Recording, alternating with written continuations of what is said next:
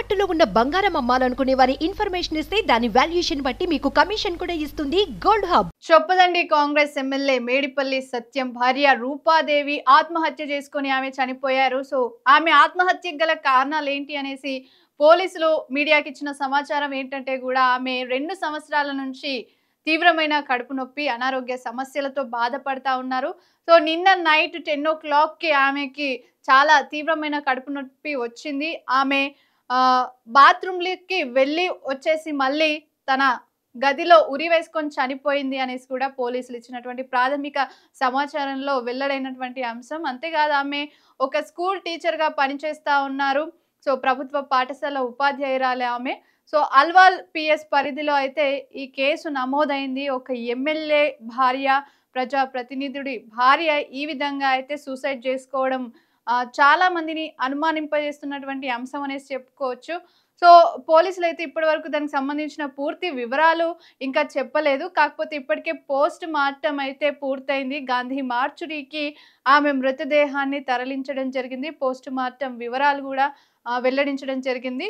So దీంతో పూర్తి వివరాలు మనకు సాయంత్రం వరకు అందే అవకాశం అయితే ఉంటుంది.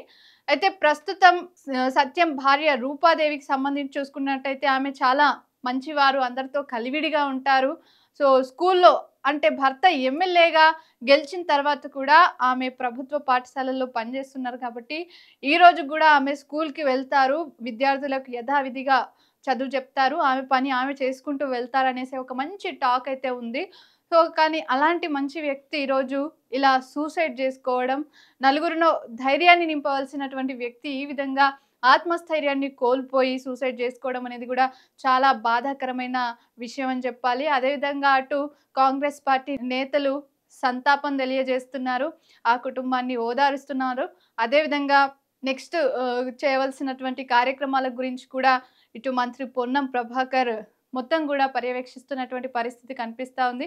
దీంతో అంటే ఇలాంటి విషాదం కారణంగా కూడా మేడిపల్లి సత్యం కుటుంబం విషాద ఛాయలలుముకున్నాయి.